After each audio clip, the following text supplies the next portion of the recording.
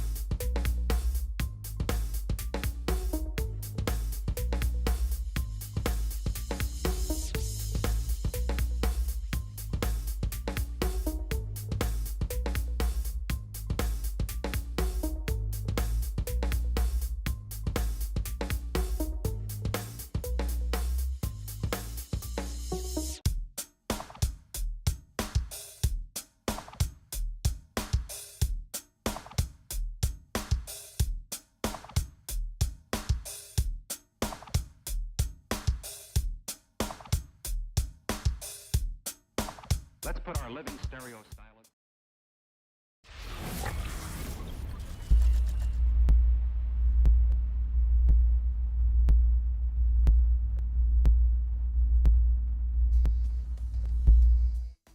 Hello and good evening, everybody. Whoa, we weren't expecting today to have a stream, but it is happening. We do have the 1v1 that are going to want to be played today, and it looks like we do have Kiber and Mr. Toes getting into the lobby right here, right now, and they're starting through the pick and ban phase. That was fast. I saw Kiber in the lobby, and I thought, I mean, it's going to take a little bit more time to get the Toes in, you know, but no, they actually got in, and bing, bing, bing, bing, bing, bing, bing, they started off the ban phase. I do want to say hello to everybody, and let me actually put my chats in order over here so I can see the awesome people in chat. Soup Noodle, good evening, sir, and welcome. I did see also Ben on YouTube, and Tej, good evening, sir, and welcome.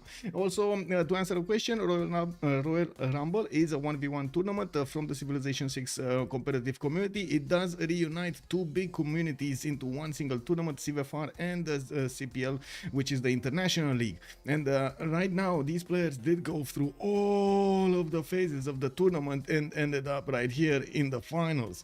Jargonat, also good evening, sir, and welcome. Rafifi, bonsoir, monsieur, et bienvenue. And there is a legend, hello there, sir, and welcome. I did see Linda, good afternoon, ma'am, and welcome. We do have also Cassandra Bain. Hello there, ma'am, and welcome. I'm glad you enjoy the content. Dave Plays, also good evening, sir, and welcome. I see some Mr. Toes fans here. Let's go. Frankie Four Fingers, also hello there, sir, and good evening. Fortuna Belly, good morning, sir, and hello there. I hope today the session of what was it? Oh my God, Fortnite was amazing. That was. I'm sorry, I always forget the name of that game. Unbelievable. Headbone. Also, good evening, sir. Toes can actually win the tourney. Yes, exactly. If he wins these games, like it's a series, if he wins these games, he's gonna win the series. We do have Cleozin, good enough in my head, and welcome. Dreddle, also good evening, sir, and welcome. Oh, I do see Lancer Evo. Hello there, sir, and welcome. Let's see what's going on here. It looks like Kiber did click on bot Rio over there. That's gonna be his pick. We do have in the ban phase Zulu, Gandhi, Trajan, Cynthia, Alex, Julius, Catherine Black Queen, Gol, Poland, Tamar, Nubia, Chandra Gupta, and I do believe they did ban both of the Malis. If I remember correctly, there was an announcement a few weeks ago from Alexis Krem that did tell them that the both of the Malis are banned because the BBM does not work properly on this setup, which was kind of a but I don't believe the players would have gone for it anyway. With much pleasure, sir. The context in Civ6, yes sir. The Howard Finkel video. The Beasley, also good evening, sir. Tokugawa, I don't believe Tokugawa was auto banned. I didn't see any other auto ban actually, for that matter. Yeah, but let me actually double check what do I have over here. Let me take a look at the news cycle in the Royal Rumble channel. This, and reaching the finals. Okay, bracket. Okay, and congrats to everybody. We will manually consider our steroids. Blah blah blah. Okay, challenge. Okay, no wait. In actually wait. These are a lot more messages than I've seen the last time. Okay, interesting. Anyway, let me actually take a look at the CVFR version. I do see the players are going on the map, and we're going to need to see if they're gonna want to keep this map or not. Let me actually put it up really quickly on the screen here on my left side, so we get the you see how these 1v1s are so fast, unbelievable. I don't even have time to take a look at details over here. It's just gonna happen. Let's see, start the prediction for how many remaps are we gonna have. 0 1 2. Let's put it very quickly. 2 minutes, guys. You gotta click buttons very quickly, because otherwise you're not getting into the poll over here, or I should say into the prediction. Now, who will be on the coast? That's a good question. Well, on the west side we do have Kiber with Vietnam, and I do notice he's gonna have his tobacco settle over there, or just settle in place. He's gonna be closer to the bananas there, to the west side. Does have some extra production from an ivory tile, and Mr. Toes was saying that he meant it as a joke, as in what, to play Cyrus or something. Well, he did lock it, so you know, it is what it is. On the right side, it does seem like Mr. Toes is gonna have his 2-3 deer tile next to the capital and a sheep tile, and I do see a decent amount of cities for his fresh water here, and not only lakes but also rivers to the north. This looks like a Pogi Wogi Temenaki city, which would be built here also. Well, we're gonna need to see if the players do invest into that. That's quite an investment. We do have and them starting to get the scouts out. And I think I actually, whoa, give me a second so I can put two things on the screen here. Okay, there we go. Let me click on button so I can switch my sound settings so I can actually hear through. Okay, that's good. Perfect. Is this a dual map? Yes, this is a dual map. It's a relatively small one actually. Did I say hello? Good evening, sir. Let's see, what do we have over here? So the scouts are coming off from Thanglong. I do see horses are gonna be placed to the south in the second ring. That's gonna be easy for him. He has another one to the north. Multiple ivory tiles on the west side with a wonder, but that's kind of far away and it's not really a good wonder to have. And taking a look at this, it does seem like he's gonna have his stance set up to go relatively easily, and I do see he's gonna have also a decent amount of resources next to his mountains for tiles, features like forest and rainforest, so he can put his districts down.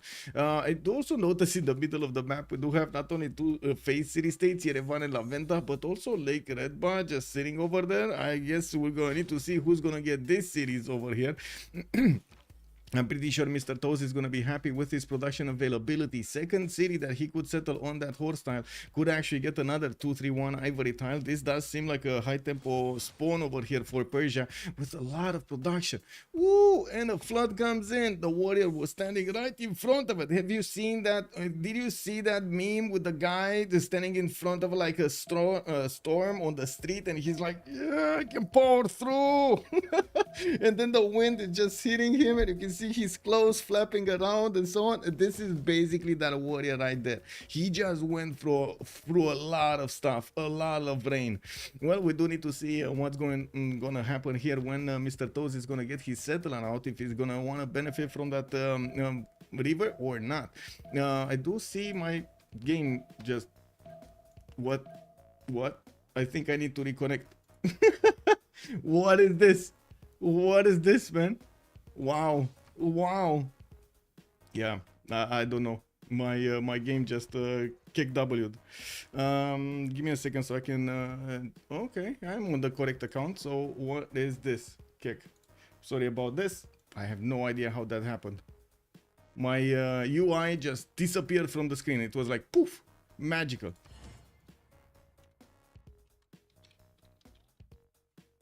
All the win conditions are in play. Yes, that's actually a bit of a change since in the normal ones, in the how to say in the CCC ones, I believe the 1v1s.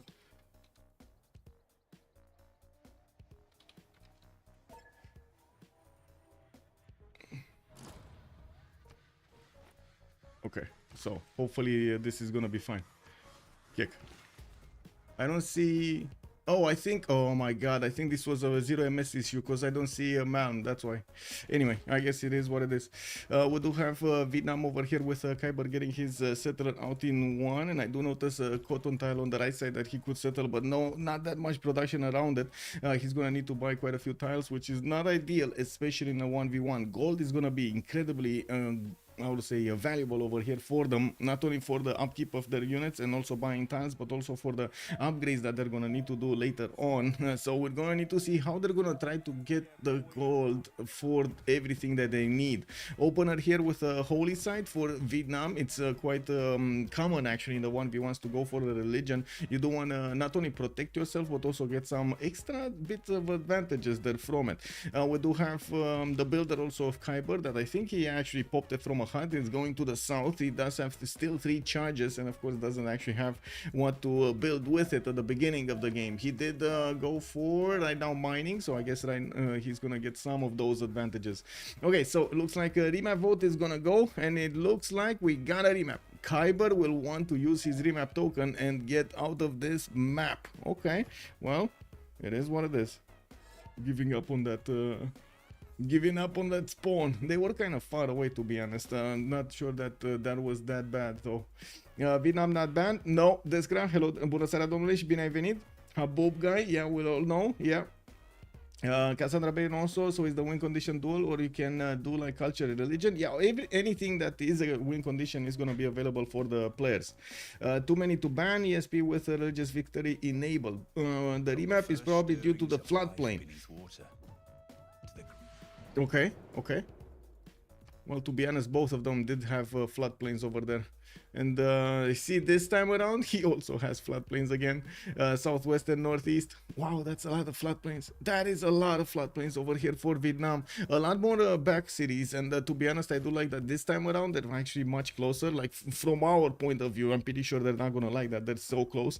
But from our point of view, it does mean that we're going to have a bit more action from the early start of the game and not actually need to wait for later on. But still, I'm pretty sure we're going to see some scouts. Some of them are going to try to get into each other's borders so they can try to pillage and stuff. You know it is. Vietnam is really bad on floods. Can't really do a setup. Well, yeah. To be honest, depending on where he would have gotten his setup going. But looking at what's going on here, well, let's actually see where he could get those 3 cities so he could actually get the setup going. I do know the southwest over here. We do have him with a possible city next to 2-2s and can grab a 2-3 deer tile. Setup would be around here, which of course is floodplains. Not ideal. Or here, he could do it here and then get the campus above. We do have 2 scouts, of course, ordered by Kiber to get out of his cities. He does have Old Faithful in the south, and I do notice he's going to benefit from an immediate boost of culture from the Amber tile, 1 extra culture there. He did not choose to go on the T tile to expend that extra turn that he would need to move across the river. He chose to stay in place, and we do have them going through this extremely quickly. I think I need to move to the west side here on Mr. Toes, because oh my god, well, that's going fast. We do have Pasagarde also benefiting from an Amber tile and a 2-3 deer tile to the northeast. He does have his settler coming out in 5, and I'm pretty sure he's gonna want to how to say, wait, he's actually working that 2-1-1 Amber tile. Now he's not working the 2-1-1 Amber tile. He just dropped down 1 culture point. I was thinking he might actually couple the 2-3 deer tile with the Amber tile lack of production, but to be honest, I think it's more valuable at the beginning rather than getting the culture to get the settler, and I think he's agreeing, especially since he chose to switch the production. He's going also for pottery. That means commercial opening. He's very close to his opponent, but I'm pretty sure it's going to take some time for units to actually bounce from the left to the side of the map, from the left to the right of the map. We do need to see if in 2 tests they're going to deem this map unplayable, and I do have to say over here the land between them does have some chops, but it's not amazing land to settle. I really like the diamond settles to the south, but man, those lack production and it's not ideal at all. It's gonna be, yes, you get some gold back from the diamond, but expensive. Honey tile to the northwest does look good over there, getting that free amenity, the extra food, and the other 2 tools, not to mention good adjacency next to the mountains for those campuses. Not bad. Okay, now let's see. Kiber is gonna discover his major land to the east side and to the south, but again, he's gonna have a lot of floodplains, and like this guy over here is keeping us on our toes, telling us that it's not good. Are golden ages more difficult in 1v1s? 100%. Yes, 100%. Like, imagine you don't get okay, it looks like Mr. Toes is gonna wanna remap too. That actually means we can finish the vote. But also, I do want to finish my idea over here. You don't get in the 1v1s any point from meeting other civilizations. So you only have like the 1 point, right, for meeting your opponent, and that's it. In 4v4s, you get 3 points for meeting your allies, and then you get another 4 for meeting your opponents, and so on. Ziggy, good evening, sir. Why is competitive Civ 4 versus 4 mode? We kind of tried everything, to be honest. Like, in the past, I would say like 5-6 years, we tried like every mode, from like 1v1s, 2 versus 2s, 3 versus 3s, 4 versus 4s, 5v5s, and 6v6. Ideally, the 4v4 is ending up matching not only the ability of the players to actually help each other and get a much more balanced approach, because one player's weakness might actually be counterbalanced by his allies' strength, and so on and so forth. So all in all, they do balance each other out when it comes to the decisions and the power that they do have in the game to affect the game, to affect the game win conditions. The players really like to play together. That's another factor. We did have this tournament, the 1v1 tournament that started right now, like a few months ago, Royal Rumble, with Alexis Kremp leading the path over there, which is, by the way, an extremely competitive player, Alexis Kremp, coming out from a change of circumstance, but oh my god, in the past years, so good of a track record. We did have, like way before, a lot of 1v1s. The players actually, if you can believe it, they actually wanted to play as many players as possible against as many players as possible. They wanted to play 6 versus 6s, or even like go further and go for like 8 versus 8s and so on and so forth, because it is fun and it is good to actually try to collaborate, try to do your own thing over there, but also have the safety of the backnet that your allies give you and so on. Give me a second here. I'm gonna keep on talking about that. It's a very long subject, and I need to give you a bit of context to why we did end up with the 4v4s. Let's come back to the game, because this is gonna start right here, and I do see Mr. Toes is gonna have Rutherford to the west side, and I do see also a settler coming out in 5 turns. We do have him with good mountains to the southwest, and I do notice in the north he's gonna have quite a few cities that he could place. 1, 2, 3 that I can count immediately. He did observe Vietnam is to his east side, and to be honest, I wouldn't really say he has amazing cities over here, but yeah, there could be some cities that he could place either on the river to the south or directly on the lake over there to the northeast, depending on how aggressive is he gonna wanna be. We do have Thang Long on the other side. The Thang Long getting his settler out in 3 turns, and this time around he doesn't have that much floodplains around him. Quite a few marsh tiles, and I do see a lot of forest and rainforest around. Good second city that he could place and get his setup in between. I would imagine the gypsum settler is going to be considered to the southwest, and this one to the west side over here, direct west side. He could just go for the aluminium tile also. Why not? It's not really ideal to have cities in floodplains, and I'm actually curious if Kiber over here is going to think to not put the city on the floodplains and put it on the hill, so it gets that extra protection.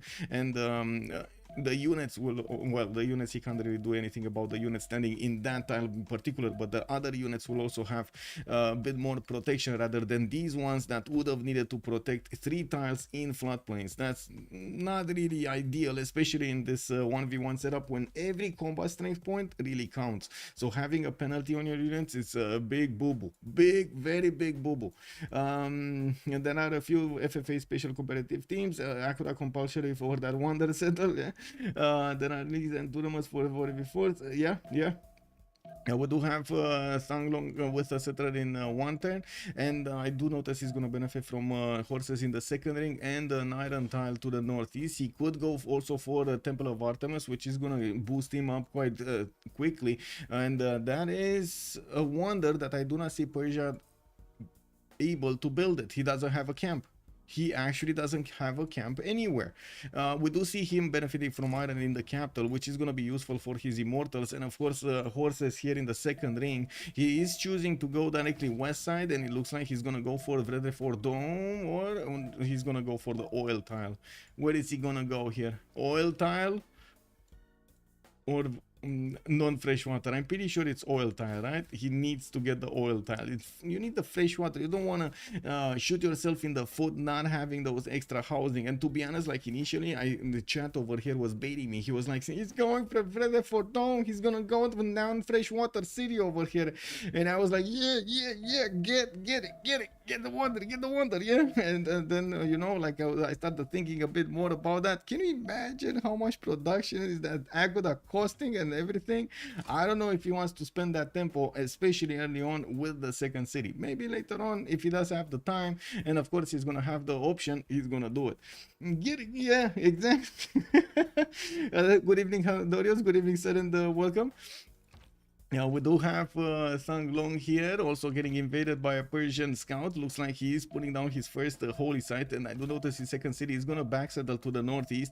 They don't want to go forward. I don't think he had a unit that he could go forward with, of course, escorting his settler safely through the forest and the rainforest, through those rice tiles over here, so he can go around the warrior of Persia. This is going to cause a bit of an issue here, not allowing him to get closer. Well, I guess we will need to see if this setup is gonna serve him right. We do have a second holy site here coming up from Trakiu in And it looks like he's actually going to want to pull out a slinger from that city center, making them start to hit trees with rocks so he can actually push back the scout of Mr. Toes. Well, I guess you can't really blame the Toes for putting his toes in the cities of Vietnam, you know. We got also settlers from Pasagarde in 2 turns, and that I do see Thang Long is actually going to get it in 2 turns as well. They're on the same path. I'm actually also curious if he's going to want to spend the extra production there on the style so he could get the free Pantheon, not needing to work the God King card. This guy is also saying, you know, very wild manner over there. A third city on 2-1 on river west of Thang Long, not bad, but iron is very bad for the setup. Wait, west of Thang Long, this one, iron is very bad for setup. Which iron? Oh, this one, you mean? This one? Or which item? There's no. Or you mean coal? You mean coal? Coal is definitely bad. Oh, east. Wait, you said west, bro. You said west. Okay, now you say east. Okay. This one. Yes, this one. Yes, definitely. 100%. This one F's the setup. I guess he could get the setup in a triangle to the north, and I'm pretty sure he can settle another city here directly north on the 1-1. Same problem with the floodplains, but what can you do? We do need to also take a look how Mr. Toes is gonna get his settler out. I would imagine. He's a bit afraid that there might be another unit from Vietnam in the south, and he doesn't really want to expose his settler. I do have to say it would have been probably a bit better to go to the north, but it's fine. He can get that salt mine, or he could go on the niter tile if he wanted to. The difference between these two is, well, first of all, you're gonna get an amenity on the salt mine, but it exposes your city to attacks without having the river defense on the city. Imagine, you know, like in real life, you don't have the moat. You wanna have the moat between you and your opponent, right? You wanna put a water body in between, and you say, you know, I don't know, you wanna attack me, yeah, you gotta deal with alligator, you know, alligator over there, the crocodile is very hungry, you know, it eats a lot of soldiers. That definitely sounds like what happened. Well, we do need to see if Mr. Toast is gonna wanna put his alligators in front of his city over there towards his opponent, or is he gonna wanna not actually make them deal with that problem. We do have Ray with a monument in 4 turns, and I do notice another settler, a 4th city coming out from Persia. It looks like currency is gonna be his way, while Kiber is gonna get his thuns out. We do see Kiber actually taking a step forward into the beyond. Wow, he actually moved forward over here. The Persian warrior unfortunately made a grave mistake, a very big mistake. Instead of going forward towards the city of Thang Long to block this settle of Kiber, well, it looks like, unbeknownst to him, he thought it's better to go all around this lake to get on the east side of Thang Long, and it does seem like that also gives Kiber the ability to get this settler quickly on the gypsum tile. Beyond Earth, exactly, he went beyond Earth. And that's not all Kaiman. Everything is fine here. I think it's fine, right? Okay, it's fine. We do see the builder of Vietnam is also going to start to improve some of his styles. He did get his first holy side down and starts to acquire some how to say, some profit points. This is going to cause a bit of an issue here if Persia is not going to get this holy side up. I would imagine he's going to be kind of forced to get a holy side up. He's playing this very slowly here. 40% towards the production of his first district. I'm pretty sure he's going to be very happy having that advantage in commercials. And I do see Mr. Toes is actually very kind, a very kind person, and he doesn't want to put alligators in front of his city, so his opponent will actually get eaten by them. Okay, I mean, you know, he's taking it in front of the forest there, and we're gonna need to see if we're gonna have any raging Vietnamese barbarians coming in to take the city of Bactria away from him. Went Beyond Earth Player League. Man, I would like to play Beyond Earth, but because I play on a I play on a big screen, and imagine that in that game you don't have UI.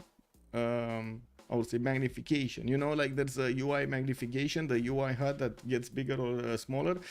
Yeah, there's no UI magnification. So everything over there on a 4K screen or big is like this. I can't read, bro. I really need a magnifying glass to actually read that game. It's unbelievable. And to be honest, I really love the game. I really like the idea, some of the ideas that they implemented into that game, including the moving series. Did you know they actually had moving water series in that game? Amazing. Anyway, now we do have also wait, a combined consciousness for all of the aliens. Woo! they did make them kind of stupid though, but anyway, it is what it is. Need a telescope, exactly. Yeah, I'm gonna be like you know that guy that has like microscopes in his eyes. They're basically like that, you know, like I have like this is how I watch Civ from now on. Yeah, well, anyway, now we do need to see the Pantheon here of Vietnam. Still no Pantheon, he didn't get the Faith per turn. We do have him getting also his 4th city out, and I do see, of course, he's prioritizing getting his shrines out. In the capital, though, he did not manage to finish his shrine, his 1st shrine.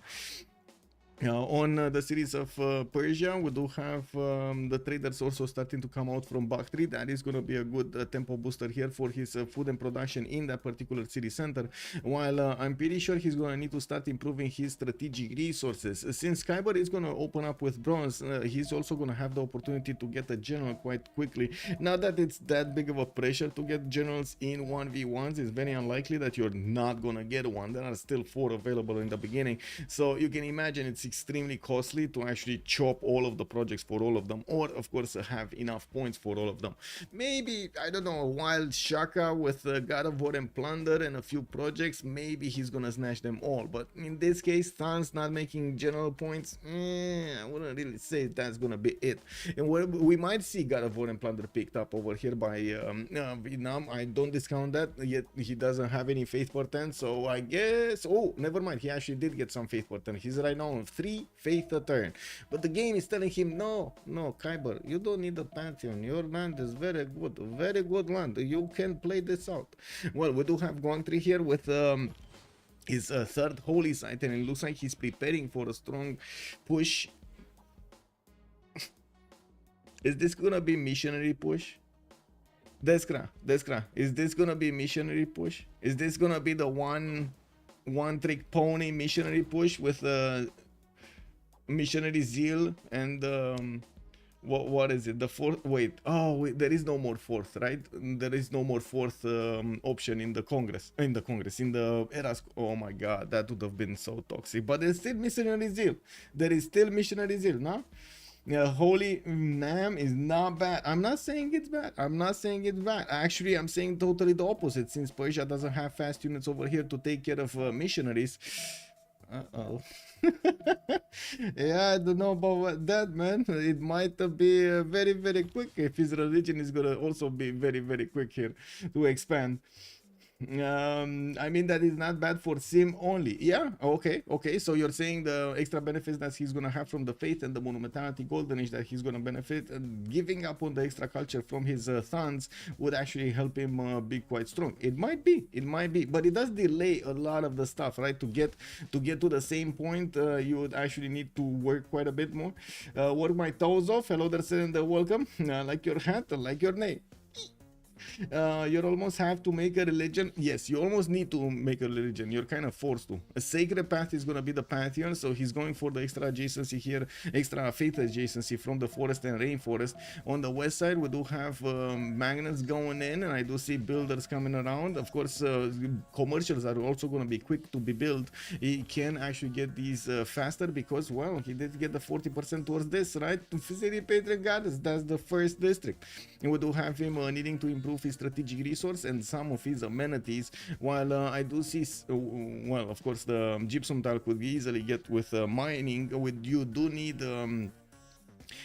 irrigation for these plantations on the dice tiles, which is not really ideal, but I guess he does want some gold. We do have him also finishing up a commercial in 3 turns from his capital, while his opponent here, Vietnam, is gonna get that great profit quite quickly. We do have also Hypatia, and do you see how like the players are totally ignoring this? Like totally, wow.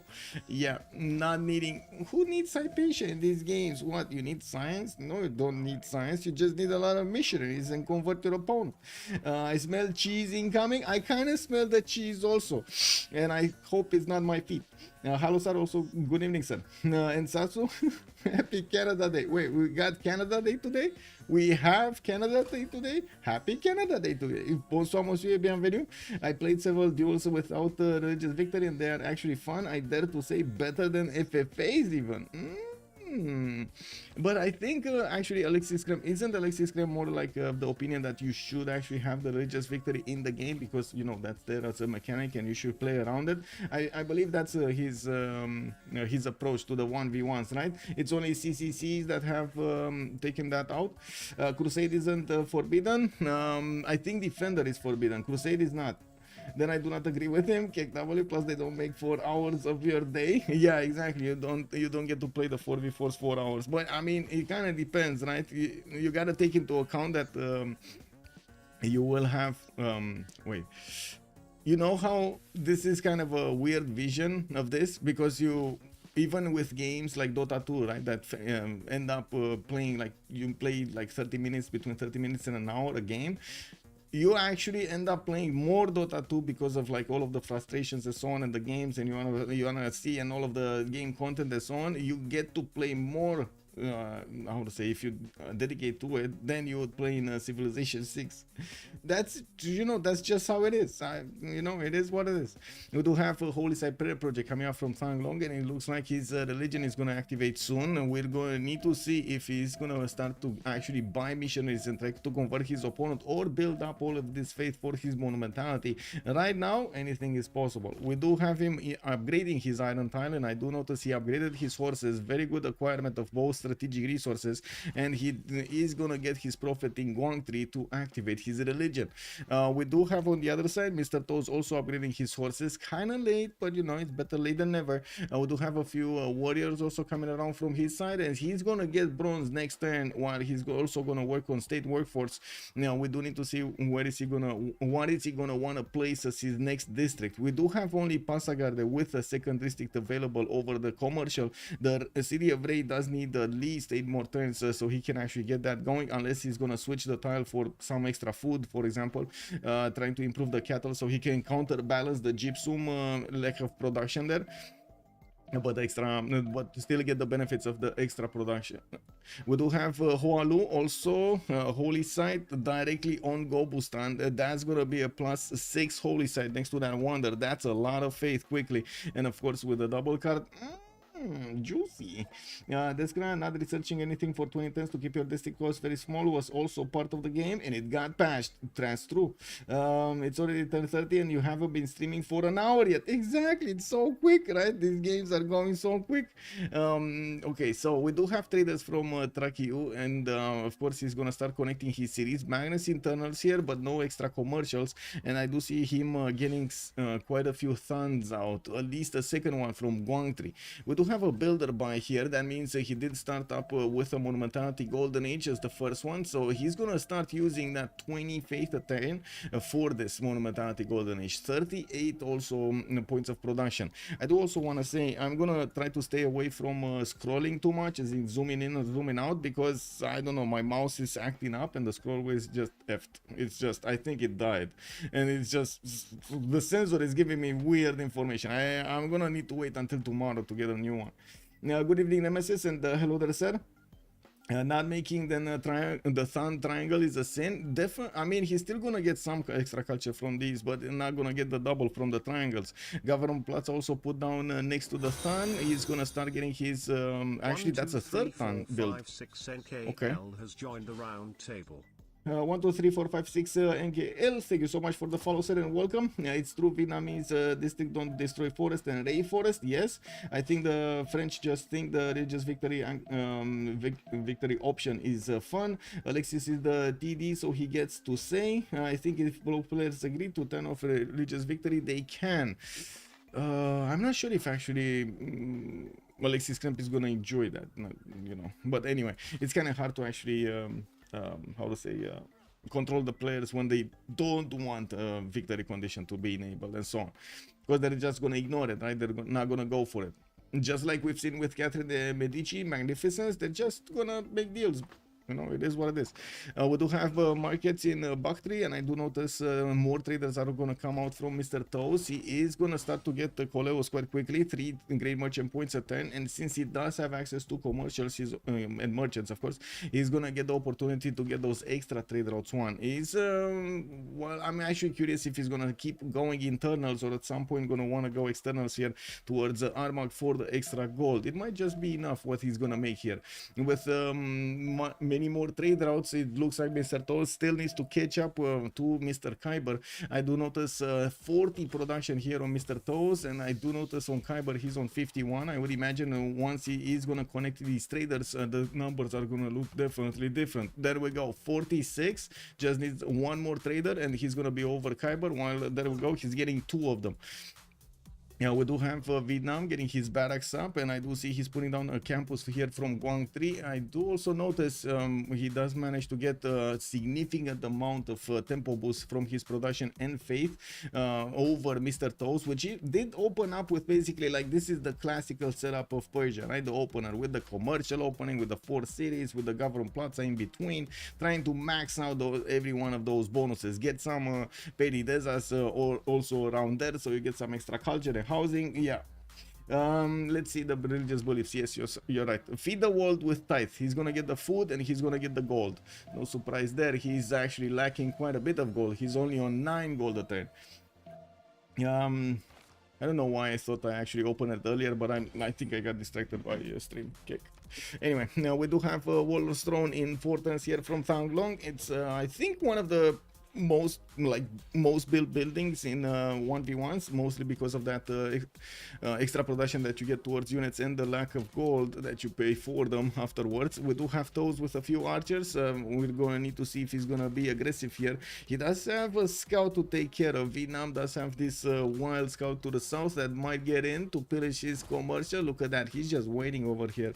Oh man, this is like, have you guys seen Stangrad? This is like basically Stangrad in EFT. He's sitting behind a corner somewhere just waiting for his prey to reveal himself. And check this out, he's gonna come out of that forest, direct line, direct highway towards the commercial, gonna eat and then grab a hold of the mountain. Get out of there! It's gonna happen like in the Star Trek, you know, he's gonna start running towards the cliffs and then woo! And the ship comes in and grabs him.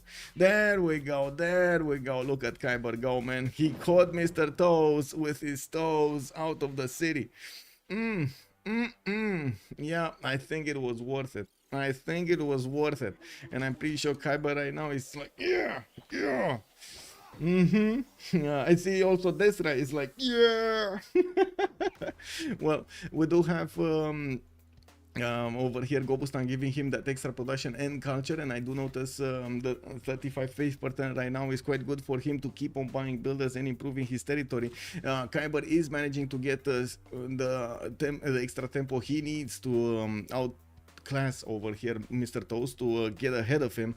We're going to need to see if Mr. Toes is going to find a way to come back into this. It does seem like at the moment he's going to need, of course, to get the general points going. Vietnam does have the barracks built, so that's going to give him the general points.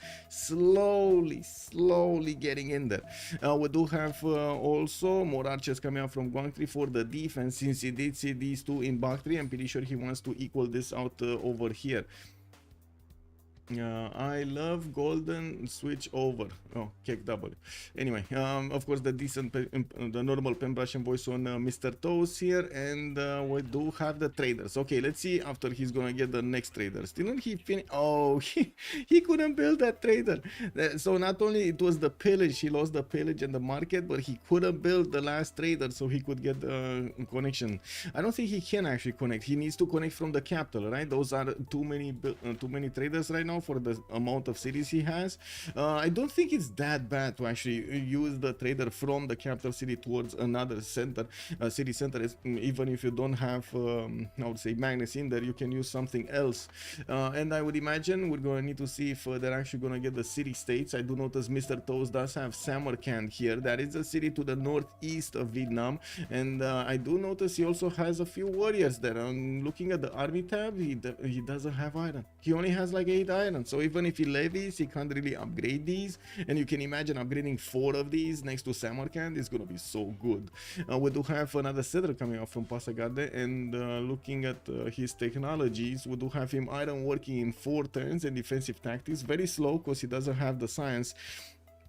He's only on 10 and 26. We do have Kiber also managing to get to 67 points of production. I do see him getting his 5th and 6th series out and going for the encampment training projects for the general. We do have also Vietnam managing to start to acquire a few points for Hypatia. This is going to be another big boost on his side, not needing to build a library, but getting the extra getting the immediate bonus and also the extra science from it.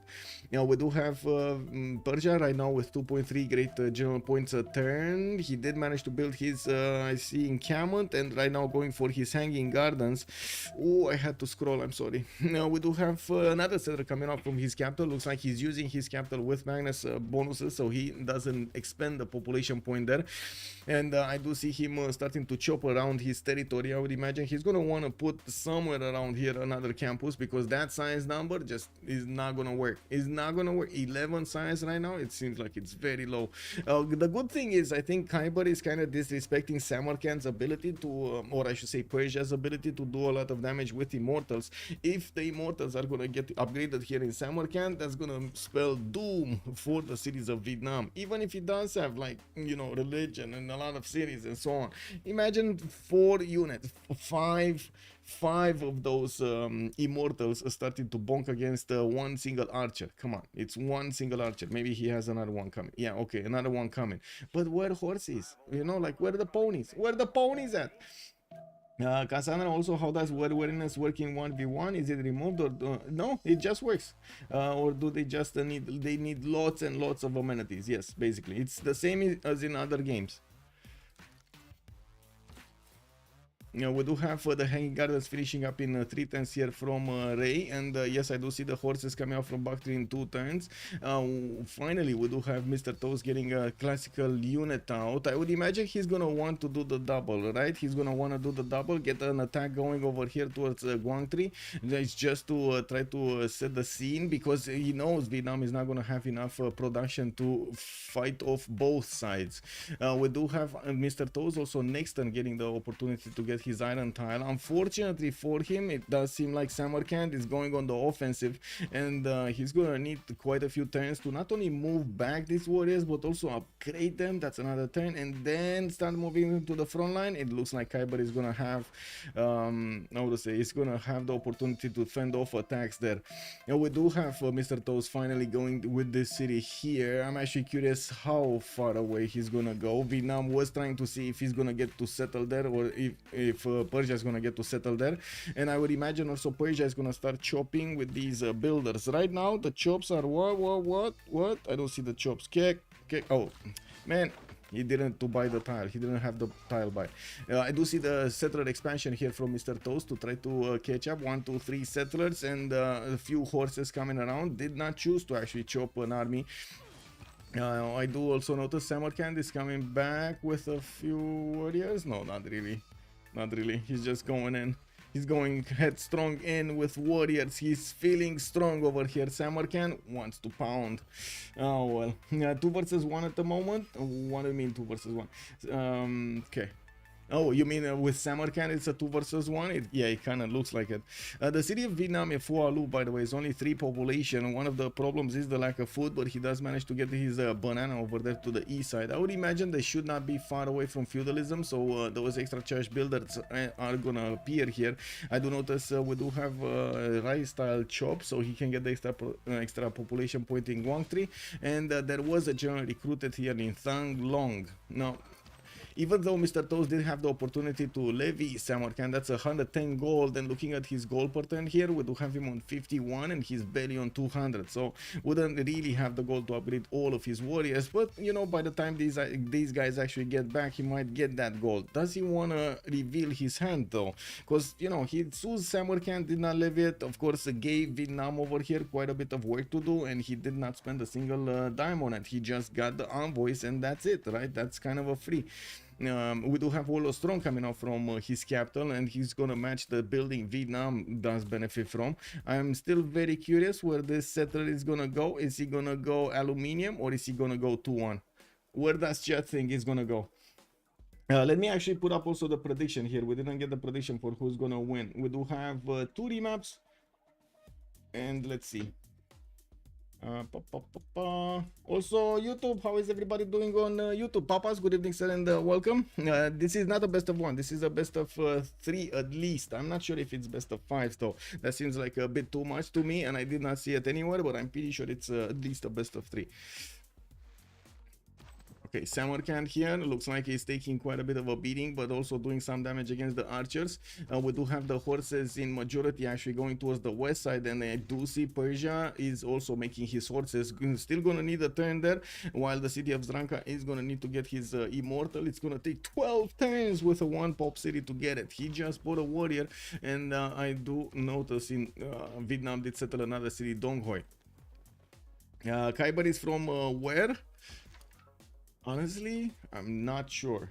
I'm not sure. Let me see if I have it doesn't say on his profile, so I'm not sure. Maybe somebody knows here. Yeah, so let's put up the prediction for who will win. We do have on one side Kiber, on the other side is Mr. Toes, and let's put it for 10 minutes because we never know in these 1v1s what happened. Does Persia have iron yet? Yes, he does have iron for some time now, but it looks like only 15 in the bank. He did actually put, and I think worked, yeah, there we go, an immortal here from Bakhtri. Does definitely need to get it faster. Still did not choose to levy Samarkand. Samarkand is just doing God's work over here, putting the pressure on Kiber, pillaging his stone tile and going on his districts over there. Not only that, but also keeping his units in check. And we do have Persia also starting to get some extra gold here, and it does seem like Marcus Licinius Crassus is gonna get pushed. Hunter underscore 1999 underscore has joined the round table. Hunter, thank you so much for the follow, sir, and welcome. But only 153 points. I'm not crazy. Whoa. I see. You don't wanna be. You wanna be the high roller. I see. Well, it looks like right now Kiber is managing to get out in front of Persia. First of all, he does have a general, and Persia does not. I do see he did recruit that merchant, but he never got the general. Next turn, the city of Ray is finishing an encampment. We do have the another settler moving towards Amag, and I do notice the immortals, the first immortals are coming out from Bakhtri and Pasagarde. Not extremely quickly, and to be honest, there is a possibility that Kiber can do significant damage. There we go, to the city center and also the units around it. The counterattacks though don't cost that much until he's gonna get the general in there. We're gonna need to see if he's gonna manage to do that. There we go, general in there. Kiber did not attack first. Gramps to the meat, thank you so much. Primer. Gramps to the meat. 12 months, thank you, sir. Well, once I'll have the work in progress, that won't be the same again. 57,000 points. Okay, well, now with the general out there, it looks like the immortals are starting to push back, and of course we do have Vietnam managing to catch one of the horses out of the borders here. Mr. Toes is gonna need to bring more of these units on the front line. Now we do have him starting off on his production. Good thing is, by the time the Vietnamese units actually got to his border, he did manage to get his infrastructure going for the next part of the game. In the ill stab, we do have him on 84 production. He's still much lower than Kiber overall with 90 and 34 faith turn here. It does seem like Kiber is keeping up ahead of his opponent. Another good thing that's happening on Mr. Toes, we do have him managing to get the extra science going. He did plug in Pingala in the city of Ray, which is going to become quite a powerful city there, big population city. And we're going to need to see how he's going to manage to actually use that extra science and manage to get over Kiber. We did have some campuses early on from Vietnam, and there was of course Hypatia available for them. Vietnam is going to start to make more points from the libraries and from the new campuses coming around, which is going to give him the Hypatia recruitment. Will be quite a bit of a boost for him. In the total tab, still Mr. Toes needs to catch up a little bit to Kiber when it comes to the science, but they're not very far away. The VIP, I see. We do have more trade routes that also need to be connected to the capital. I did not actually see if he connected his capital to other cities, but I'm still very curious if he will do that when he has a few too many. With him, or the only one actually making great merchant points, is definitely gonna get the opportunity to get more. Oh, look at that. Never mind. Vietnam just bought the merchant. KW. He just bought the merchant. Well, it looks like he did have, or did he actually get the chop? Did he manage to get the chops? I think he managed to get the chops or something. He got a project or something, because oh my god, that would have been extremely expensive with faith. Well, Kiber gonna get his iron, feudalism in 3 turns, also feudalism in 1 turn here for Persia. Both of them are quite close, and it does seem like Vietnam is not taking a chance to lose more units and bringing them back to his borders. He might actually lose 1 horse here, and I don't think there's a way for Mr. Toes to get counter-attacked. I'm actually curious what is Mr. Toes gonna do. He's not seeing this horse. It's a bit too far away, right? It's outside of the vision. He doesn't know, but still, it's a good target if he moves and sees it. Oh well, now we do have more of these archers coming around from the cities, and of course with the immortals now he has a decent army with also flanking horses. With the general he has the bonuses he needs to start going against Vietnam if he wants to. In the meantime, I'm pretty sure the players are gonna start thinking about the next golden age. We're turn 47, and of course we're gonna have 10 a bit more than 10 turns until the next era, which is usually extremely important. Oh, there we go. Man, if he was just fast enough, but he was not fast enough. It's fine. I guess we're gonna need to see Mr. Toes here start the invasion on the units of Vietnam, and yes, Mytho did actually get placed on that hill tile, so he gets the extra protection, while as you can see, Vietnam is gonna need to build a wall of units even across the river over there, letting the alligators basically deal with Mr. Toes and not actually his units. We do have Liang is plugged into the city of Quang Tri, and yes, I do see a few of these forests did start to burn in the southeast of Quang Tri. Now, while he's one-turning units from there, I do also notice he did take care of the Samarkand problem to the northeast. Now, we do have no more city-states actually. Sus here, more units showing up on the borders, connecting Mytho to the capital gonna be important. While he doesn't have a lot of commercials, he definitely will get the goal per turn here. He did also go for city parks, which I did not see here, but I did notice Liang going somewhere. So let me actually take a look. Did Liang go here? No, it was here, right? Liang went here. It was going in Guangtri. So he's going to start to put out the city parks everywhere, getting that extra amenity and, of course, the yields from it. Now, we do need to take a look also how...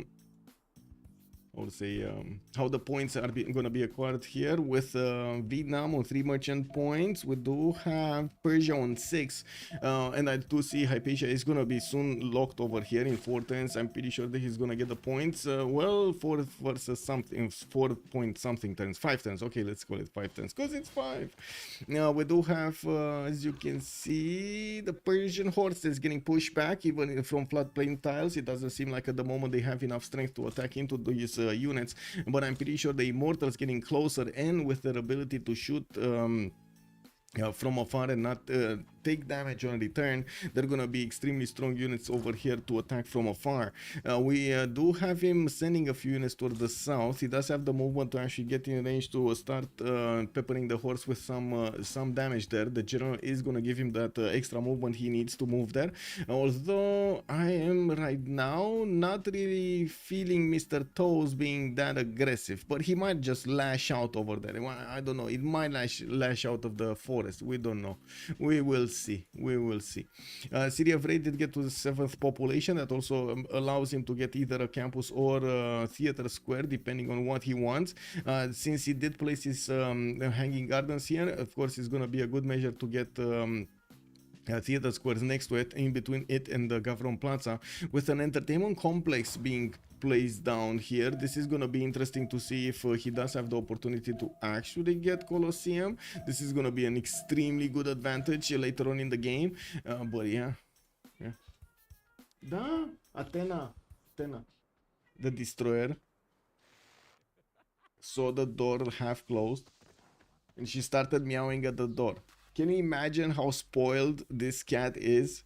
If the door is still open but not fully open, she's starting meowing at the door. Really? Really, Athena? No, F River? Yeah. Well, it does seem like these immortals are starting to get a little bit closer. We do have, of course, Vietnam scrambling to get enough units to fend this attack out. And yes, I do notice we do have Athena just wanting to get onto the scene here. We do have the markets also available for Vietnam to get to finish, so he can actually get those extra triggers, getting the gold, the ching ching. Kiber with 29 science, Mr. Toes 36. It looks like the difference between them is dwindling down when it comes to the science acquirement. And I'm pretty sure when it comes to the text, they're very close. 14 and 13, not really that big of a difference. Feudalism has been opened up a long time ago, so all of these builders are going to have 5 charges. Very, very good. Victor getting in Zranka for a little bit of extra defense. In the text screen, Mr. Toes is going to go for his universities. We do have in mathematics right now in 2 turns and civil service in 5, while we do have also Kiber going for engineering, wanting to get to his Voichens. Well, we're going to need to see if Vietnam is actually going to lash out in the next part when he's going to get his Voichens, which is usually the power spike of Vietnam here. We do need to see if he's going to want to benefit from it. Only 1 archer here doesn't really give me the idea that he will. He does have more in Samarkand. He also even pillaged Samarkand with his archers. And well, it's gonna be a long road to get them back on the front line. And now with all of the builders, the feudalism builders starting to come out of the cities of Persia, we will see a lot of chops also starting to appear here, because we will get everything improved, chop first and then improved in his territory. We got more campuses placed down by Mr. Toes, and I'm actually really curious what is he gonna do over here with this entertainment complex. Of course, I do think it might be a Colosseum, but I'm thinking that might be a bit too greedy. Like, that's a lot of production, getting the entertainment complex, the arena, and then the wonder. That's just a lot of production.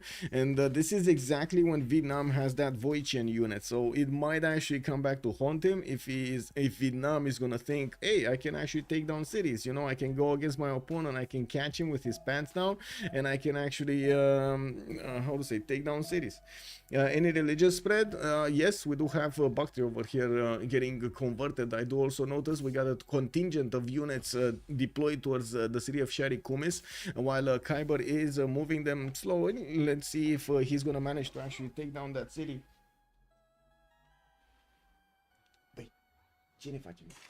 Cine facem?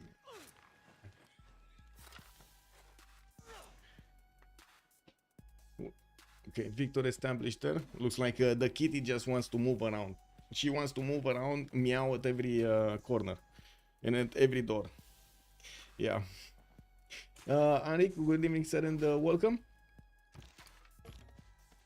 Okay, so let's see. Sun did get damaged over there by the floods. I do notice Mr. Toes is gonna slowly keep the defense here. Is now moving in. Give me a second, because cat goes crazy.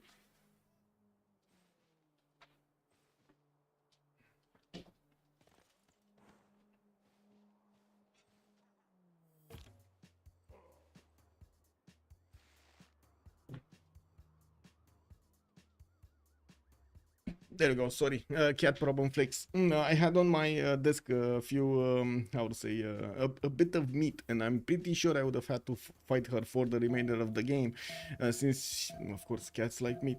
Stonehenge coming around from Mr. Toes to actually counterbalance that religious spread in Bactri and get his own religious bonuses, while Kiber is gonna get his mercenaries out in 2. I do also notice Mr. Toes is gonna get his stirrups. I don't really see him benefiting from heavy chariots at the moment. He is getting his market in Pasagarde. What happened? Wait, he never got a market in Pasagarde? Oh, really, Athena? Yeah. He got tithe. Yes, Vietnam doesn't have a money problem. Yeah, he did take tithe. He doesn't have a money problem. It's 26 gold a turn here with Wolo's Throne, with a few commercials, a few also internal trade routes here. Let's see his feudal contract, maneuver, urban planning, and serfdom, while on the right side we do a Republican legacy plugged in by Persia with maneuver and conscription. It does seem like he's gonna want to actually start getting some of those heavy chariots going. He does have significant more significantly more gold per turn than Kiber on 56 instead of 24. The production capabilities are still with Kiber, and as you can see, he's also gonna try to get an entertainment complex. Now we do have, I think the river flooded or something, because both of these actually lost their markets. I think it flooded and it hit both. Is this a floodable tile? How did this one get flooded?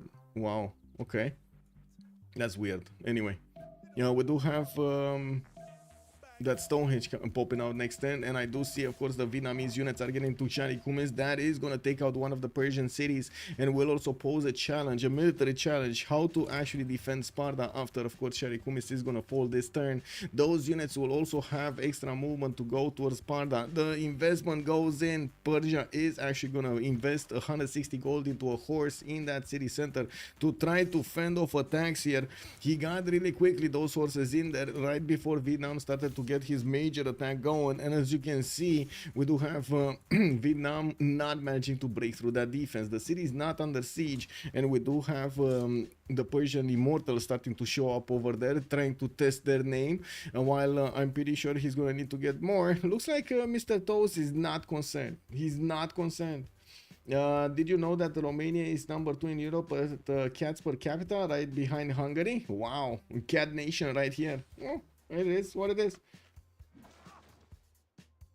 Deskra calling out Shani Kumis dead next turn. Is it? Is it? Let's see. Because the damage, yeah, it looks like what you're saying, and let's see if he's gonna get to heal enough. I don't think so. I don't think it's gonna be enough. No. Yeah. There was a pillaging, but it wasn't the turn I was thinking he's gonna die this turn. It didn't die this turn because he bought the horse, right? He got himself one extra turn so he can get the defense here in Sparta. Basically, that's what happened with the horse investment. He can chop wall. He doesn't have no. Oh, maybe there is a builder from Shari Kumis. He could chop it, like if he's, but he doesn't have first moves. It's Kiber with the first moves.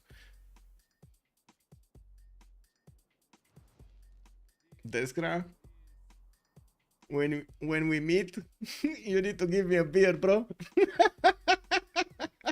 Yeah, it healed enough, and now it has the walls.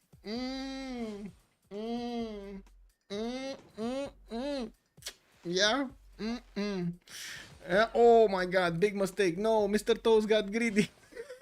Mr. Toast, come on, man. You just got there. You just got there. Oh, the only thing he needed to do is stay in place. Oh my God. Okay. Well, I guess it is what it is. We got another horse coming. As you can see, Mr. Toast is chopping every one of his tiles. Oh my God. Kiber is coming in with the big boys. We got over here all the boy chins gathering in the city of Mytho. I mean, he got those slingers, you know. He got them the homes. He put them to work to beat the best slinger of them all. And then when they were allowed to go into the wild, they had, like you've seen in Avatar, they actually had to get their own elephants. They had to climb the cliffs to get the elephants from the top of the tree so they can actually connect there. Yeah, let the party begin. Yes, indeed. Now it's probably dying. Is it though? I don't think so.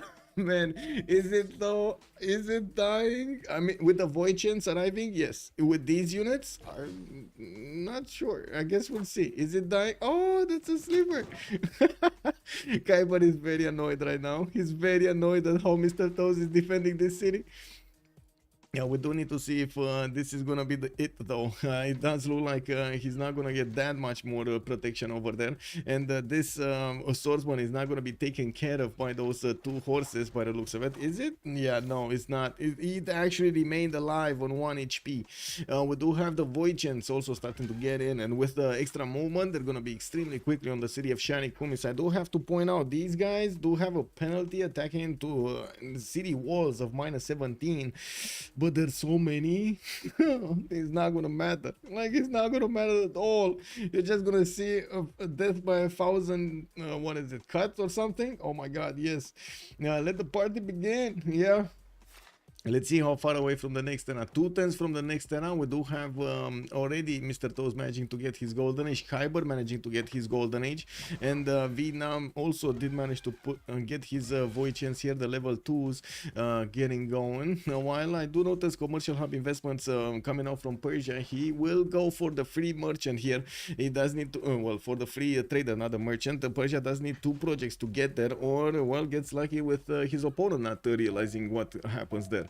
I do have to point out with the void chance coming in and with the score screen showing us that Kiber has 620 military strength, I do believe Mr. Toes at the moment is taking a very, very big risk going for that commercial hub investment. It will be worth it if he manages to get it and not die. That's the thing, right? So he needs to get his strategic moves over here really in order so he can survive, get everything that he can, so he his cities are gonna remain alive there, so he can end up with a bit more than his opponent.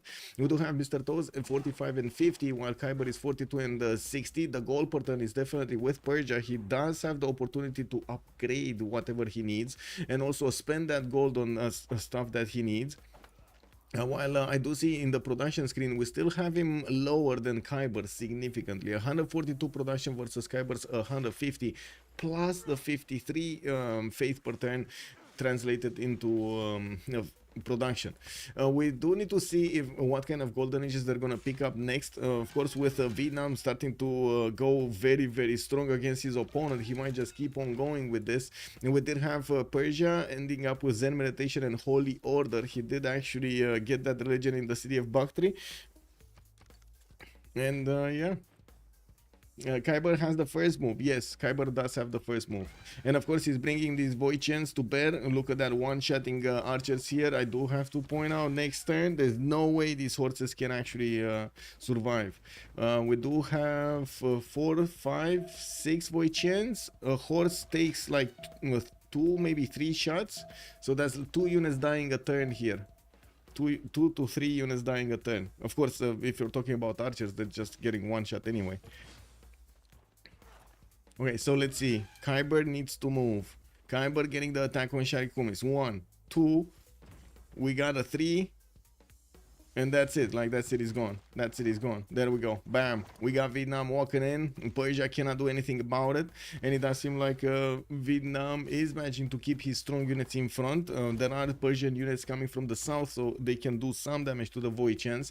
You can see the crossbows do deal a lot of damage to those units. And we're going to need to see if Mr. Toast is going to have enough of them. In the south, he did manage to bring quite a strong army. I think he was expecting the majority of those void chants to actually come through the front or through the south in Bakhtri. Unfortunately, well, he was hit exactly where he wasn't really prepared, in the city that he just settled and did not have an army escort with it. Oh, I actually see man to talk with him. That's very weird. I don't see him here on the screen, but I see him to talk with him. Wow, okay. Is Mr. Toast dead?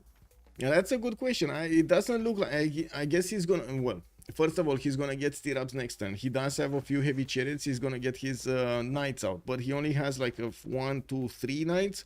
And there is a possibility for him to go counterattack here against Vietnam. Because these units, I think they're gonna keep on going towards Sparta.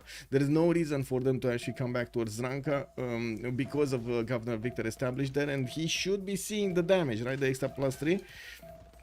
Yeah, he sees the garrison defense. It doesn't make strategic sense to go against that set. No. But anyway, let's see what we have over here. I don't need to coordinate with Malm.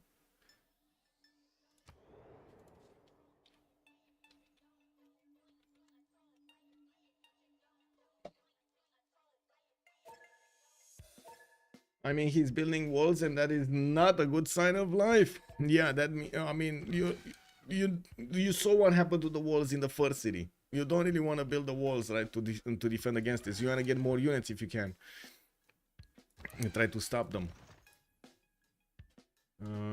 Okay, next, there we go.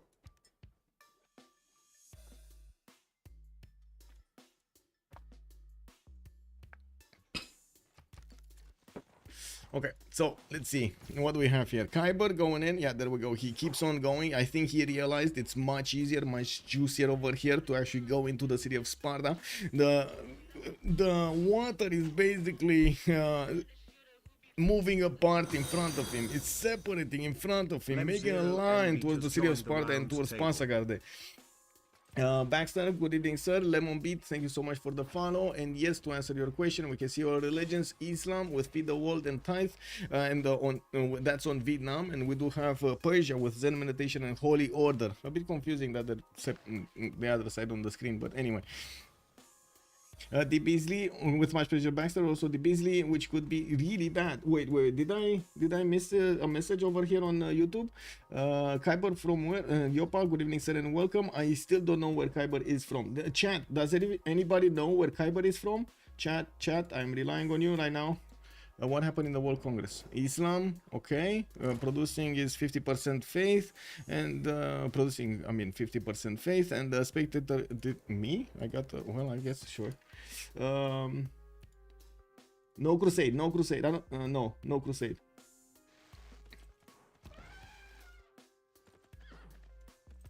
Okay, so more Voichians coming in, and it does seem like the walls are going up soon, while of course the units of Persia did get caught out of position. I do have to point out Persia did rely a lot on the fact that he's gonna have chops to get these units out, and did go for a lot of other things to actually slow down his opponent.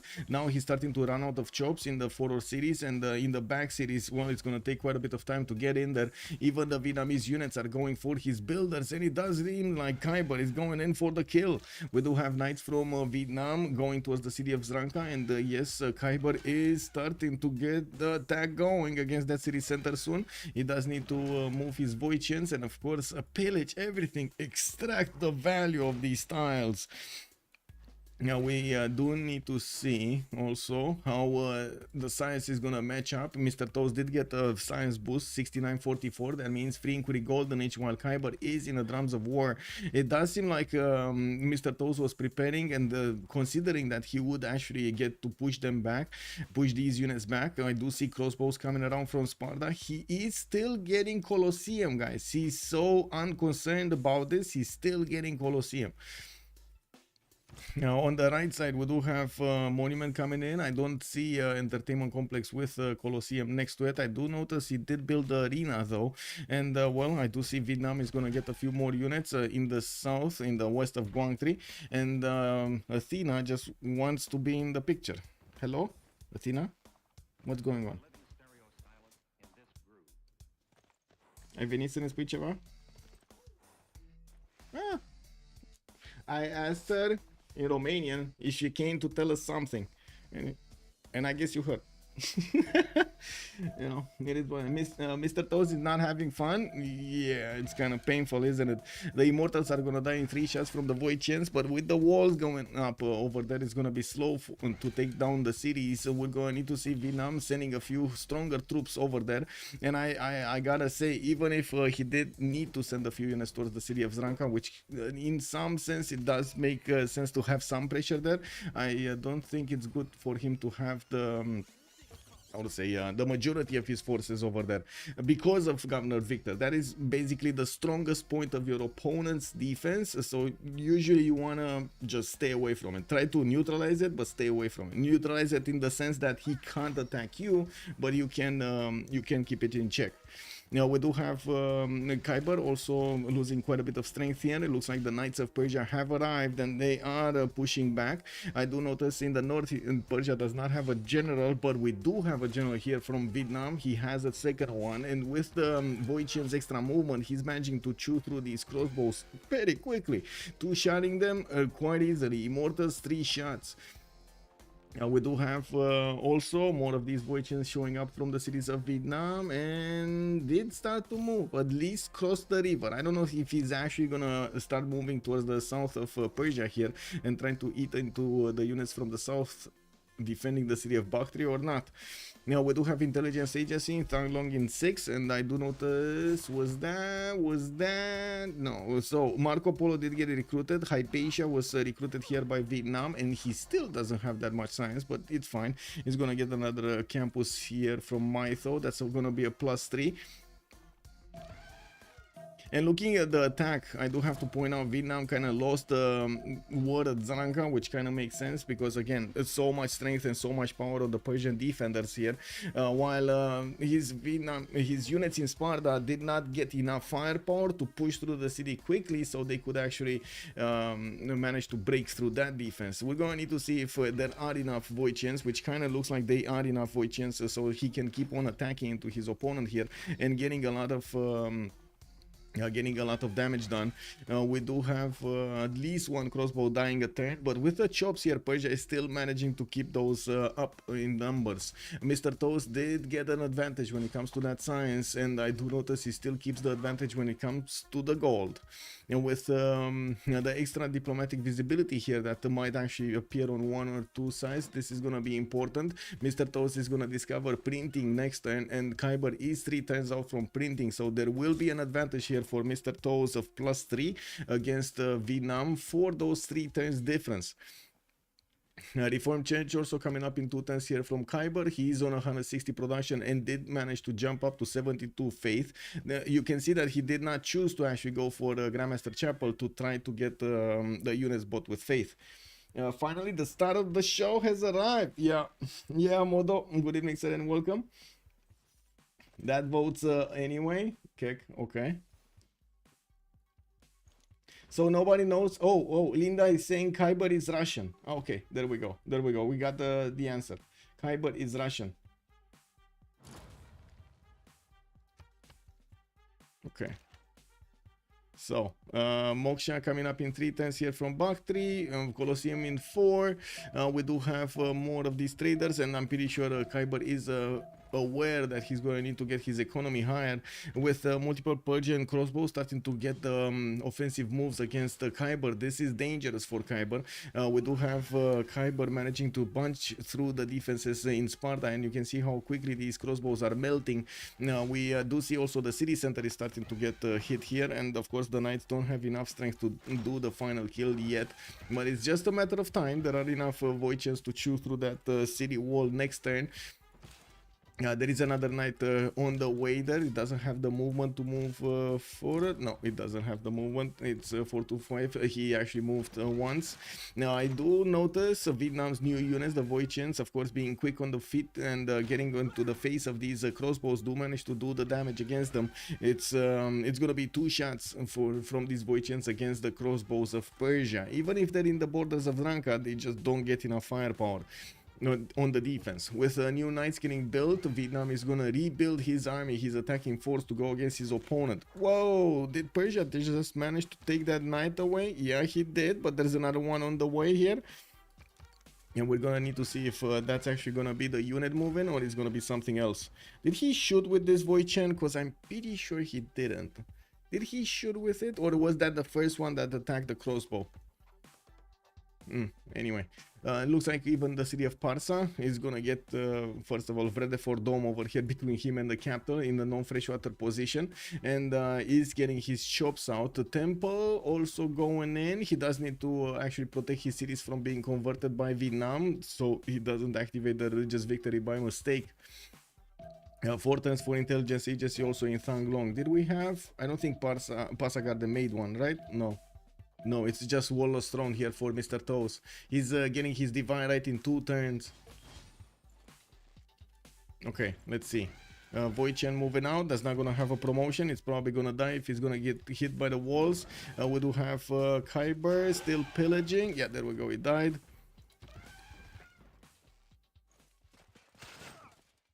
Okay. And does he have for another one? No. He's starting to run out of units here. They're trading and he just ran out of units. Well, let's see if the second attack is gonna go directly through towards Bakhtri. That city at the moment is not that protected, but he's gonna need to fight in floodplains, which is not really ideal.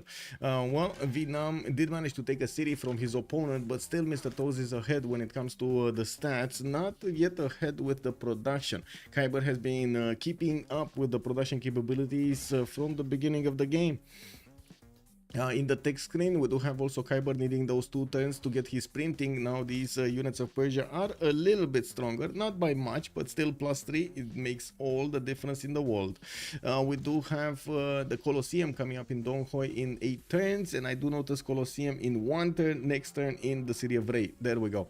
It seems like Mr. Toes is gonna manage to get that extra culture boost and also his amenity boost. This is extremely important. You can see his capital was actually bleeding production and stats here because he was on -3 amenities. Now when he's gonna get his Colosseum, ooh, people gonna be happy again. Now how many takes is Mr. Toes ahead? I don't think he is ahead. 19 to 19. Yeah, they're very close to each other. They have been so close to each other in the total science tab for some time now. Oh, it does seem like with the second attack coming in, Kiber is managing to overwhelm the initial units defending the east side of Persia. And wow, even the volcano got so excited because of all of those units next to him that he could actually pop, that it popped. And you can see immediately, of course, Mr. Toes leaving the scene with one of his banged up crossbows. Another knight needed to retreat in Mytho to get his health back. And well, we're going to need to see Kiber get to Bakhtri. I would imagine this knight would actually try to go against that horse and get the get the tile next to the city of Bakhtri. We do have those Voichens that could follow up and of course delete the units next to that city center. Now I would imagine walls are going to be easy to be built, and of course there is a chop over here for the builder. It's only 1 charge. It's only 1 charge. If he builds a mine, he doesn't have a chop. Oh, granaries. Granary builder, bro. He built a mine, no more chop. Okay, and there we go. Attack over here from the knight. He didn't manage to get a tile. The horse did go inside of the city of Bakhtri. We do need to see the Voichen starting to move though. He's gonna remain out of movement if he moves here, but anyway. Oh, there's one here that could attack. One here, bam. This one move here. Next turn, take down crossbow. Let's see. Okay, industrial zones also coming around here with intelligence agency in 2. Next turn, Kiber manages to equalize the extra intel that he has on his opponent's movements. And of course, with the intelligence agency giving him a free spy, he's gonna get to plug it into the cities of Persia. We don't see a spy from Persia. That is gonna give Kiber a significant advantage for quite a bit of time. Okay, we got Kiber moving in. He has 3 Voichens. They're gonna start taking down crossbows here. The walls are going up in 2 turns in the city of Bakhtri, and yeah, there we go. The crossbows are the first target, the easy, juicy target that he has to attack into. I gotta say, this volcano was having a lot of fun. Toroing Prong, a lot of fun, man. Another crossbow dies. Looks like Mr. Toes did try to shoot one of the Voichens of Vietnam on the retreat, and well, got burned. You know, we do have so many knights also coming around from Mr. Toes going for his military engineering, while Kiber is gonna get his castles. We do have Vietnam getting an apostle here, and I'm actually very curious what is he gonna start doing with his apostles. Is this gonna be a rush for victory here? Is this one we're seeing? Is this a rush for victory with the apostles coming in to convert your opponent's cities? So wait, we didn't have that kind of a cheese. We're gonna have another kind of a cheese. This is a much more smellier cheese. You can see it from a mile away, right? Or smell it from a mile away. Monkey Wazaru, hello there, sir. Yes, go Bustan, seriously. But it was kind of like a 4th city over here with the non-fresh water. It did take quite a bit of time to get going. And was kind of expensive also. Well, looks like Bakhtri gonna get those walls up, and well, victory is still established in the city of Zranka. We do have knights coming around from Paskar the next turn, so he will get a unit to actually place and defend next to Bakhtri. Also, Kiber might actually just train his Voichens on the encampment of his opponent, taking that down before he's actually gonna go for the main city, so he doesn't get stopped or attacked, counter-attack from it. Mr. Toes with 100 science is managing to build up an advantage over Kiber when it comes to the total science tab, and I do notice Kiber has the advantage when it comes to the culture. We do see Vietnam managing to do some damage, getting some promotions on that horse at least, getting it back, and of course needs to click on buttons, while the Kiberian Voichens will start shooting down the encampment because, well, no other target than that. And he does need more units, he does need his spine, his opponent's cities, and he does need, I'm pretty sure, some catapults here, or trebuchets, I guess, at this point in time. With the apostles showing up on the front line, we are starting to think about the religious victory here. With the Colosseum also finished, we do have still, what? Still -3? So Colosseum did a whole lot of nothing?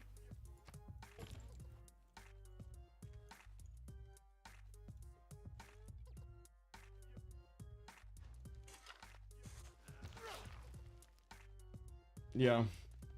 Kiber is making no, that was totals. That was totals. He has 385, and he's making -2. And yeah, there we go. We got catapults coming in from Thanglong and Guangtri, and no more economy here. Actually, he's getting a market, okay. And he didn't manage to push back Samarkand, right? He's still his opponent's cities. Kiber does have Armagh and Venice. Okay, that's a bit, I mean, I'm pretty sure that's way too expensive for his abilities here to get the gold.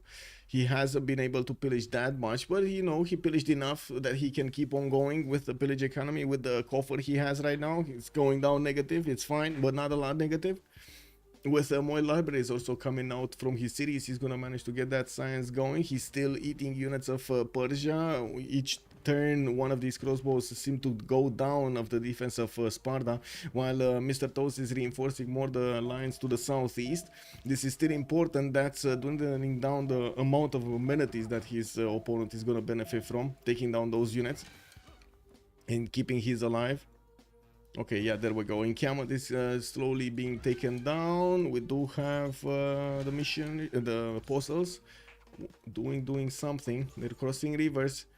Wait a second. Okay, stewardship. He got stewardship Persia, and I don't see any advantage here on Vietnam. Okay.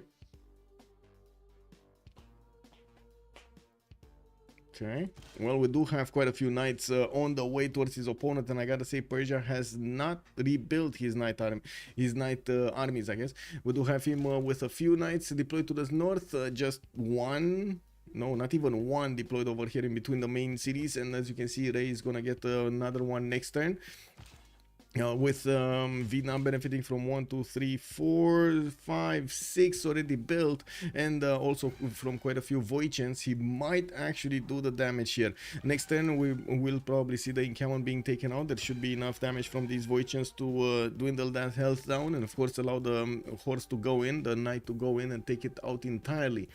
On the side of Mr. Toes, he definitely has the gold per turn. On 68 gold per turn, Mr. Toes is managing to get also 100 plus science, but this is a free inquiry golden age, and he has a lot of commercials, and we usually see whenever this happens, of course, the players trying to get in the last turns of this era, the universities, so they don't feel that much of a slowdown when they are losing the free inquiry bonuses. Now that's a luxury right now that Persia might not actually afford, because the universities are gonna cost a lot of production, and in the next 5 to 10 turns we're still gonna see them skirmishing around here and needing to invest, keep investing into their units to counter their opponents, counter his opponents, actually not their opponent, his opponents. Well, okay, there we go. We got another few attacks here from Vietnam. That encampment is going down.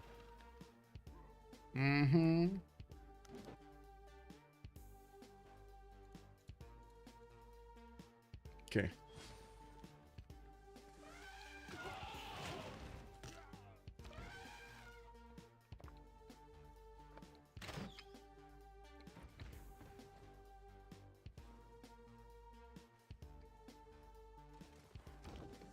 Okay, well, Kiber's attacking force is waiting for something. They're waiting for his order. And it looks like Kiber is taking his good old time over here to think about how he's gonna play this out. It does definitely feel like he does have overwhelming power right now over Persia. You do see that knight 62 strength. Oh, words of religion and intel. So words of religion +4 plus the intel +3, and of course on this side we do not have the immortals with words of religion, and Mr. Toast is not getting he's not getting Reformed Church. He needs this. He really needs this. Does he have it?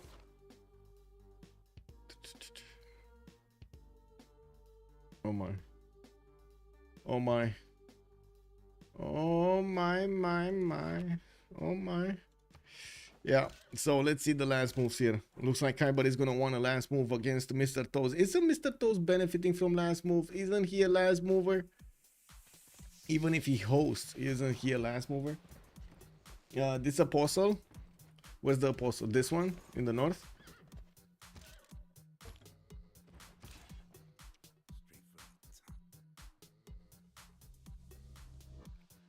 I have no idea why he moved this knight around. I don't believe he knows why he moved that knight around. He probably just grabbed the first unit that he had over there and clicked. Intelligence agency also in 2 turns from Passagarde. The other knight did manage to go in. There is a horse that's gonna grab a tile and might actually just get to pillage. He did want to see what's going on there. Another encampment coming out from Zranka is gonna pose a problem, but Vietnam, it looks like he's managing to do the damage. We do see him also protecting his Voichens with the stronger units, the knights, and not allowing those how to say, those opposing units to actually deal damage. He's using also the extra movement speed of these units to get them out of harm's way and be as efficient as possible with his units. Getting the level 2 Voichens with Aerostorm and Volley on them, you've seen how much it matters to have those advantages. And we do need to see the catapults walking in. They do have the extra movement from the general and the extra bonus damage, so you can imagine they can immediately take out the walls if they get close to. Of course, these are night walls. They're not extremely weak, like the ancient walls. You know, we do have also Kiber managing to get to 200 production, significantly more than Persia, with also 75 science. To be honest, I'm pretty sure the Free Inquiry Golden Age of Persia is giving him more than 29 points. Right now I think Kiber will have in the next era more science. Now, well, by that time, of course, Mr. Toast is gonna bank up quite a significant advantage, and it's gonna take turns for Kiber to catch up. We got more face generation coming in. He is right now on 71, and I do notice he's getting more markets for the extra gold per turn. He's back on 30. Did we have? Yeah, we still don't have words of religion here. And these knights, man, these knights. And he needs to really be efficient here. He doesn't want to get hit by these encampments too many times. These are dangerous. Danger. Will Robinson, danger. Oh man, but these knights are so strong when it comes to the counterattack. Like, the immortals basically are dying against them. The crossbows are barely scratching them, and yeah, there we go. He's just moving in for the kill over here. We do have the city of Bakhtri about to be attacked by catapults, by multiple Voichens, and by the units of Vietnam, the knights. Let's see what's gonna happen. Muskets incoming. Muskets from whom? Oh, it's from Mr. Toast, you mean? He had only one, didn't he? Like, he has this. No, I guess 3 of them. He has 1, 2, 3 of them. Alas, 1030 has joined the round table. Oh, wait a second. He does have musketman technology, but rifleman, but whatever it's called. But he doesn't have metal casting, what the military tactics. He doesn't have military tactics. Kick W, man. He doesn't have this one to get the pikemen and the men at arms. Also, Alas 1030, thank you so much for the follow, sir, much appreciated. Alpha Somets also, привет, hello there, sir, good evening. If you can kill him, convert him, yeah. So Vietnam over here gonna manage to start two-shotting these horses of his opponent, and as you can see, the catapults are waiting to move in. They will need to start taking down the city's defenses, including the encampment defenses of his opponent. Is he gonna prioritize the city center, or is he gonna prioritize that encampment first? Which is, to be honest, this is slowing down so much. This is such a good defensive position for Mr. Toast to grab, since of course it can apply power to these tiles over here, and can also overlap some shots with Bakhtri and that other encampment, which of course got taken down first. If you would have had this set up earlier, this would have been painful, so painful for Vietnam to push. Now it does seem like we do have the Vietnamese catapults also starting to get into the borders of his opponent here. Gonna start to get the shots going, and he is gonna prioritize directly the city of Bakhtri. Gonna get two knights next to it. One of them is extremely banged up. He needs to get back home and get patched in. And while we do have the second one showing up here, let's see, he's not gonna have enough damage. Mr. Toes surgically striking against that catapult. We do have Bakhtri losing its wall defense, and we do see the knights of Vietnam can start bonking directly against it. We do also see a few more knights will need to show up over there. I'm pretty sure Vietnam is going to need to put these in the city's center, so he can get he can do to them exactly what he did to the horses and pop those shields as high as possible. That will also require him. Yeah, there we go. You can see how he's putting them immediately in there. He needs to get them into the best hospital room. We got an apostle in Bakhtri that just did something. Did he just evangelize in opponent's territory? I think he just evangelized, right? Persia did get stupas. Kick. Anyway. Wait, Persia got stupas. Kick. Okay, Mahabharata temple coming out from Guangtri. Trebuchet improved over here in the cities of Vietnam.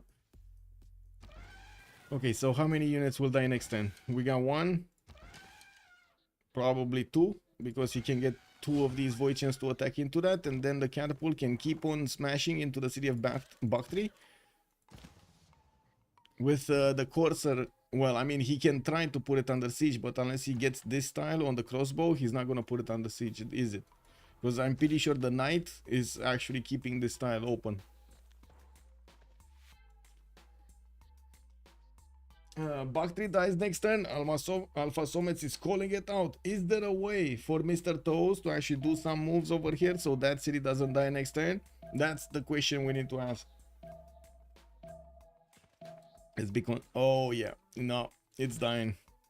It's DEAD, and it looks like even the flood is hitting the city of Ray here. And we do have the Vietnamese catapults doing the damage against Bakhtri, and yes, I do see his Corsair was trying to get into the trader line, but got shot down by a city of Sranka's walls. We do need to see also, there we go, the Knight of Vietnam taking quite a bit of damage, could not take down the city center. The city is down to 1 out of 200 garrison defense, and we do have the knight walking in and taking it down, and it might be a GG right here. Mr. Toes lost two cities, couldn't get enough production, enough units to counterattack into Vietnam, and you do notice the win is going towards Kiber. Kiber got the first 1v1 out of this series. We're going to need to see how many games. Does anybody know how many games we're going to have in this series? Is it going to be best of 3, best of 5, best of 10, 20? Alisha, hello there, sir, and welcome. A glorious tomorrow. The moves. Yeah, bro. Yeah. Well, let's see if we get them somewhere in a channel. Somewhere under the rainbow. Let's see. That sounds like a dying cat. Oh,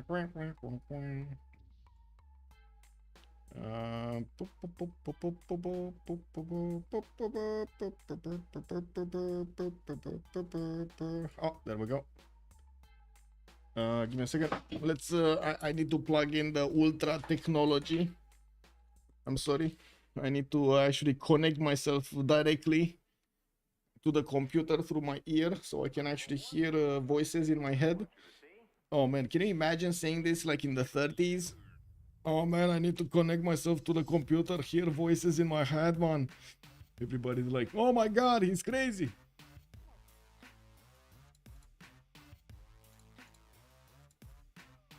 What else? I think men at arms are better because they take plus 10 level ones. Maybe, maybe that's better, but I didn't think about it. Your knights are getting 3 shots, so Those were prepared to defend the apostles coming in on your cities. No. GG, Like well 5 played. apostles, man, sneaking around. I was Swimming thinking into if you're gonna Spartan. pull a cheese on him. Would you have been prepared, Mr. Toes, if he would have pulled a cheese on you with the missionaries? I think Mini needs to convert. No, I don't think you Or- can prepare, no? Like I last move. 70 faith. No, I last move in Parsa with 2 apostles, which are swimming right now. And I Oh, convert, right. and then you have no city. But I have Combined. Armor Vision right now. I mean, if you convert Paz Edge over, yeah. do you know, Mr. Toes, that your apostle can't be condemned? Yeah, I mean, it was not my apostle. I got the apostle from Kiber, so it was like full useless. No, Yeah, you but can scout you can scoot with it. Oh wait, he can't condemn it, you mean? No, he Mhm. can't. Ah, okay, okay. Wait, actually, I threaten. Okay, I did it on purpose. Smile. I didn't know that you would get apostle from your religion, but I guess it makes sense. You make Stonehenge in a city where I... Yeah, you already Oh, converted it today. But I did get the prophet as well. I got and the prophet and the apostle. Is, I don't know, kind of weird.